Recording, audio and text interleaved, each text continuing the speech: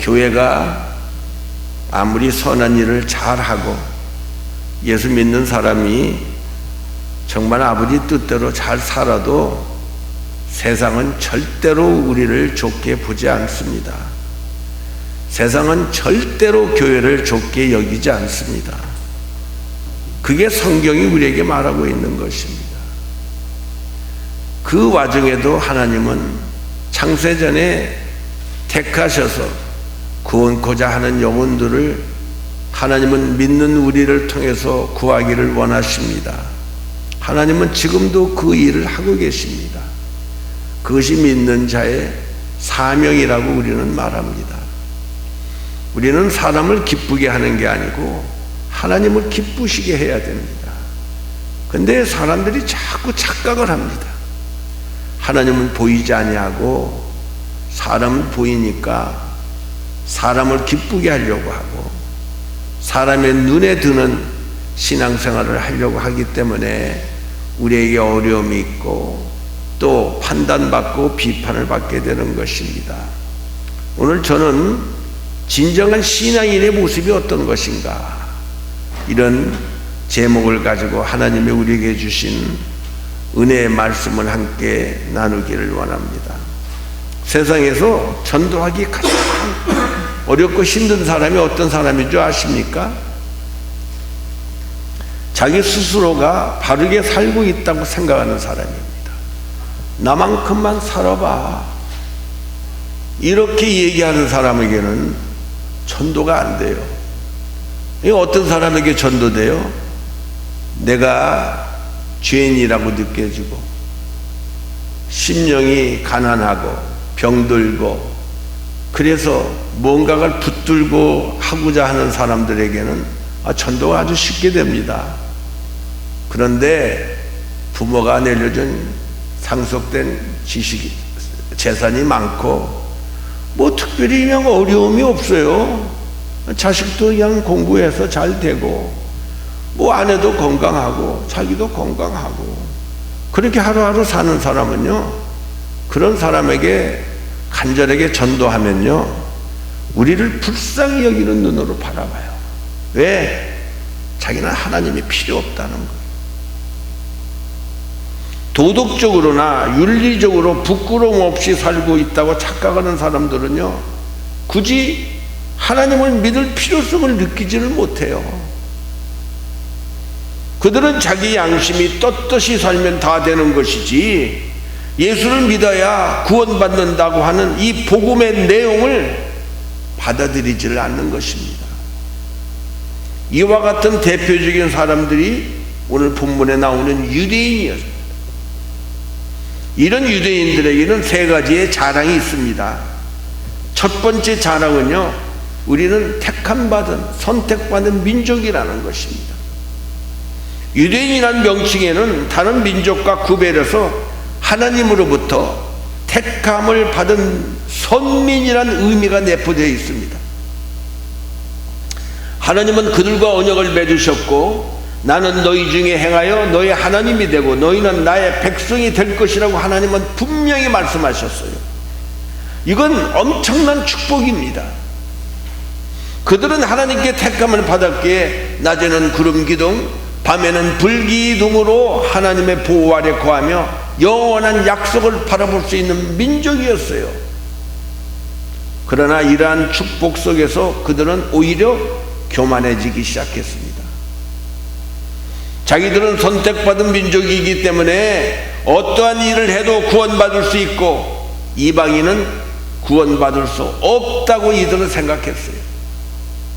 그래서 그들은 예수님을 배척했고 끝내는 예수님을 십자가에 못 박아 죽인 민족이 되고 말았습니다.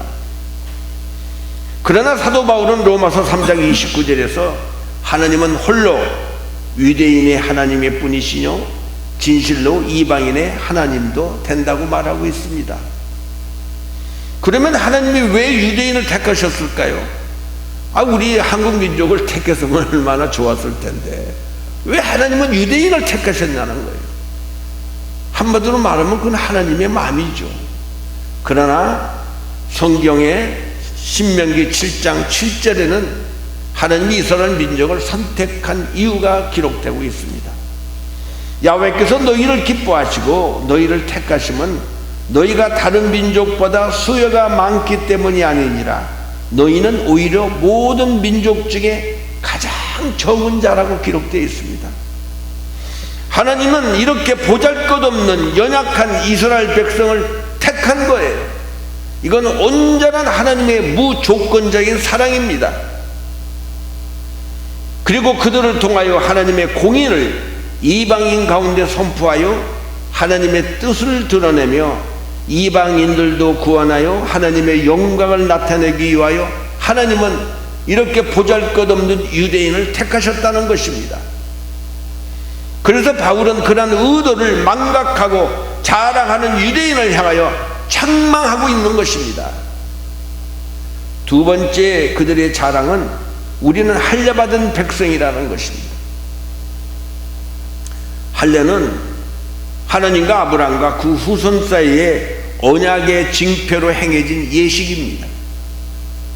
그래서 유대인은 할례받지 않는 자를 가장 더러운 자로 여겼고 하나님의 축복에서 제외된 자로 취급을 했습니다.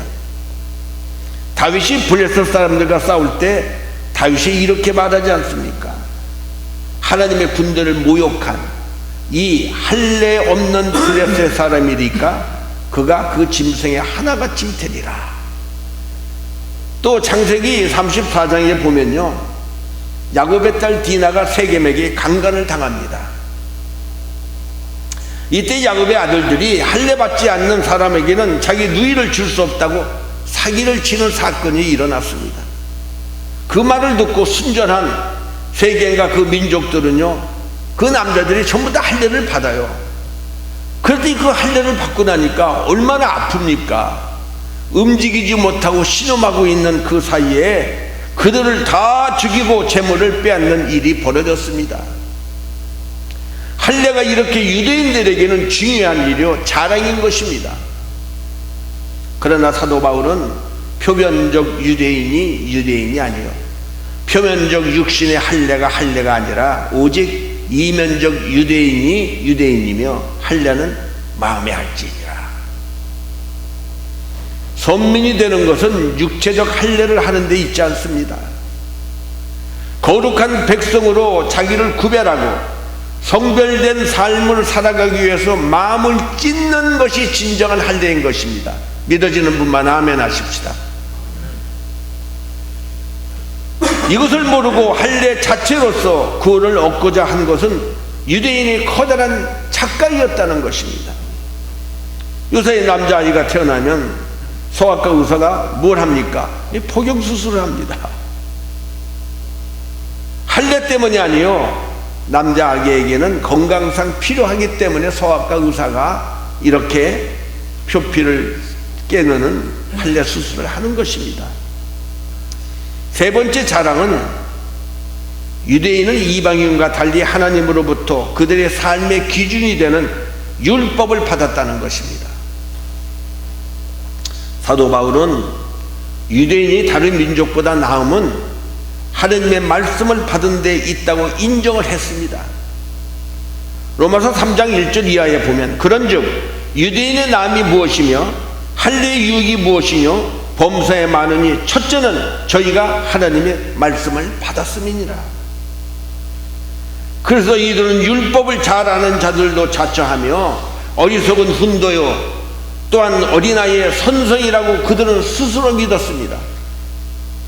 아무리 훌륭한 학식과 도덕성을 가지고 있다 하더라도 자기 자신이 말한 바를 이행치 않으면 그것은 자기 위선이요, 자기 교만인 것입니다.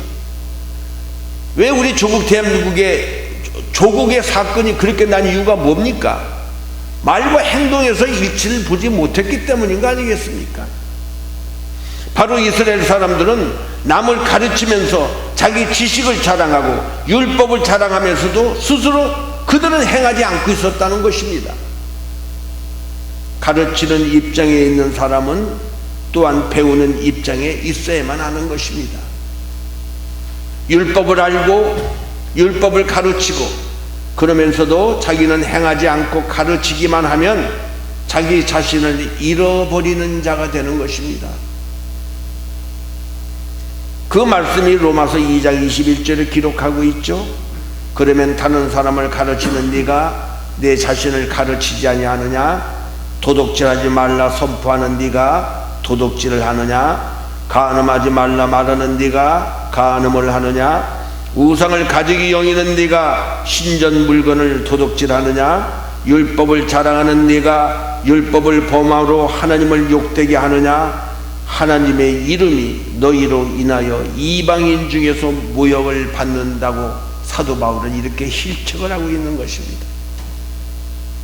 우리가 예수를 믿는다고 하면서 말은 잘하고 스스로 행하지 않을 때는 결국 예수님의 이름을 모독하는 행위가 되는 것입니다.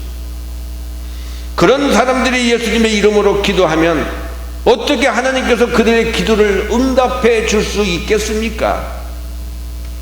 예수 믿는 사람들은 말은 잘해. 이렇게 사람들이 우리를 비웃지 않겠습니까? 우리가 성경 지식을 아무리 많이 가지고 있어도 행함이 없으면 그 지식은 아무 소용이 없는 것입니다. 그 말씀이 야고보서 2장 17절 이하에 기록합니다. 이와 같이 행함이 없는 믿음은 그 자체가 죽은 것이라. 거기 가로되 너는 믿음이 있고 나는 행함이 있으니 행함이 없는 내 믿음을 내게 보이라. 나는 행함으로 내 믿음을 너에게 보이리라. 네가 하나님은 한 분이신 줄 믿느냐? 잘하는도다. 귀신들도 믿고 떠느니라. 아하 허탄한 사람아, 행함이 없는 믿음이 헛것인 줄 알고자 하느냐? 그러면 진정한 신앙인의 표적은 무엇입니까? 진정한 신앙인의 표적은 외적인 의식이 아니라는 것입니다. 이와 세례가 우리를 구원했다고 생각하십니까? 나 칠례 받았는데요. 나는 모태신앙입니다. 바리새인의 기도처럼 나는 일주일에 2번씩 금식합니다. 또 수입에 11조를 드리는데요. 잘못된 신앙을 가진 사람들은 이런 것들이 신앙인의 중요한 특징이라고 생각합니다. 종교인들은 자기 자신에게 간격을 아주 잘합니다. 나만큼 성경 읽는 사람 없는 것 같고, 나만큼 기도하는 사람 없는 것 같고, 나만큼 헌금하는 사람 없는 것 같고, 나만큼 봉사하는 사람 없는 것 같이 자신의 모습에 도취해서 사는 사람이 바로 종교인의 모습인 것입니다. 무엇보다도 가장 중요한 것은 우리의 내적인 고백이요 내적인 변화인 것입니다. 모세 율법도 네 마음을 다하고 몸을 다하여 하나님을 사랑하라고 말씀했고, 회개하는 자는 옷을 찢지 말고 마음을 찢으며 하나님께 돌아오라고 성경은 우리에게 말합니다. 또한 하나님은 천천히 수양이나 만만의 강수 같은 기름보다 공의를 행하며 서로 사랑하는 것을 우리 하나님이 기뻐하신다고 말씀하십니다. 오늘 우리는 어떤 모습으로 교회에 오셨습니까? 종교인의 모습으로 교회에 오지 마시기 바랍니다. 우리의 선한 행위 때문에 우리의 죄가 용서받은 거 아닙니다.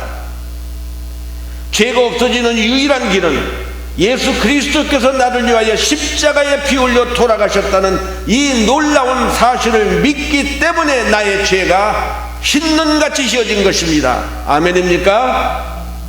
오 주님, 내 죄가 이렇게 크고 이렇게 붓습니다. 내 죄가 이렇게 추악한데 사람들은 이런 나의 모습을 모르고 내가 믿음 좋고 내가 착한 사람인 줄 알고 있습니다. 그러나 실제로 나는 그렇지가 않습니다. 나는 죄인 중에 죄인이요 괴수 중에 괴수입니다. 이런 마음을 가지고 우리는 교회에 나와야만 된다는 것입니다. 교회는 죄인이 오는 곳입니다. 나는 목사이기 전에 죄인입니다. 나는 주님의 십자가를 감히 눈을 뜨고 볼 수 없는 죄인입니다. 나를 불쌍히 여겨주시고 국률이 여겨주시옵소서. 나는 하나님의 은혜와 국률이 없으면 한순간도 살 수 없는 죄인입니다. 이것이 바로 예배인 것입니다. 착각하며 살지 마십시다. 우리는 그렇게 좋은 사람들이 아닙니다. 남의 허물이 내 눈에 보인다고 해서 우리는 의로운 사람이 되는 것이 아니라는 것입니다. 참된 구원은 유대인이 되는 것도 아니에요. 할례를 받는 것도 아닙니다. 행위가 착하고 의로워서 우리가 구원받는 거 아닙니다.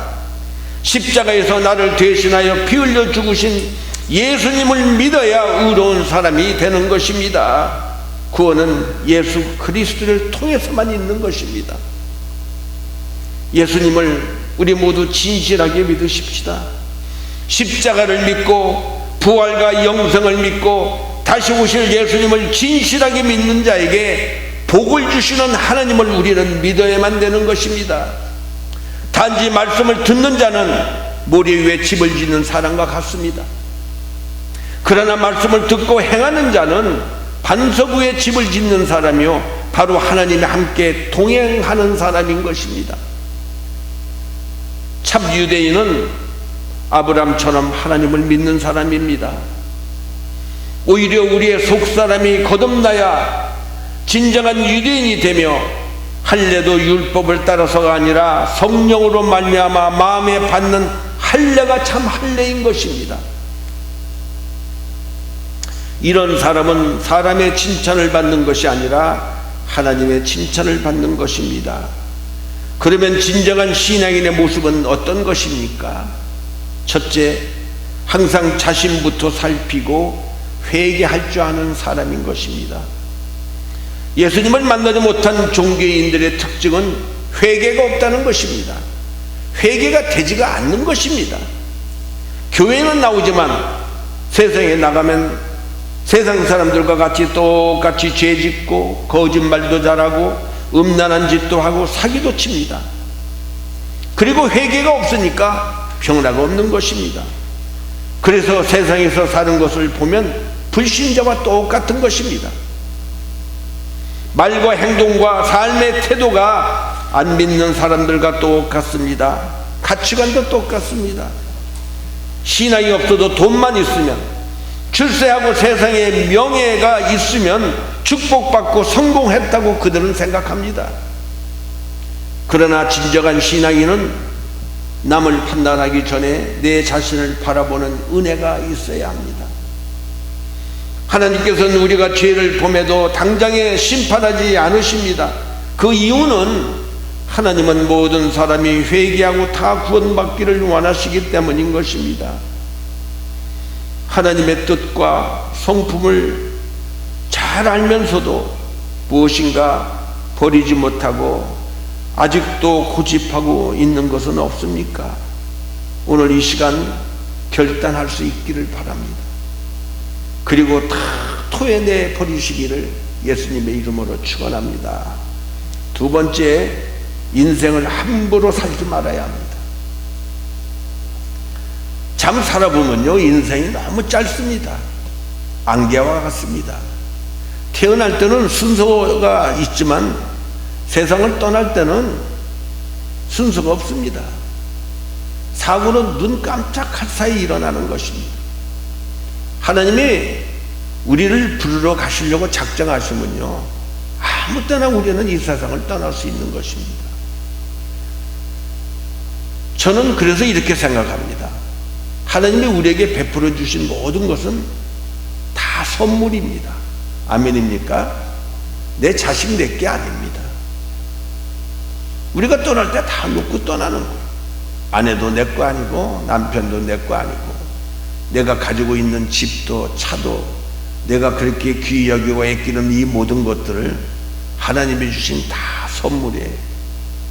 내가 이 세상을 떠나면 하나님은 그 선물을 또 다른 사람에게 주시는 것입니다.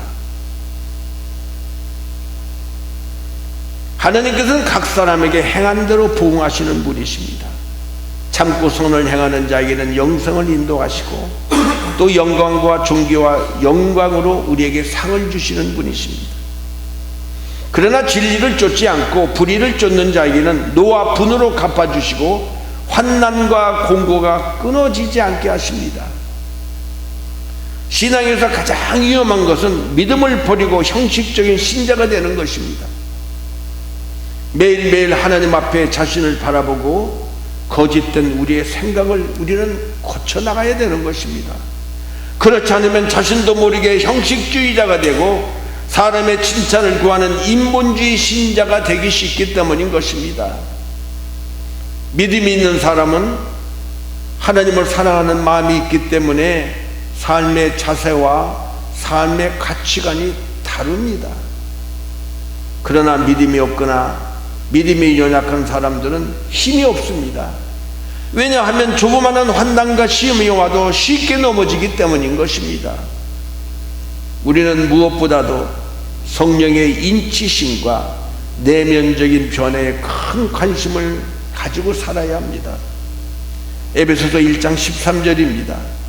예수 그리스도 안에서 너희도 진리의 말씀 곧 너희의 구원의 복음을 듣고 예수 안에서 또한 믿어 약속의 성령으로 인치심을 받으라고 합니다. 우리 모두 성령의 인치심을 받아야 합니다.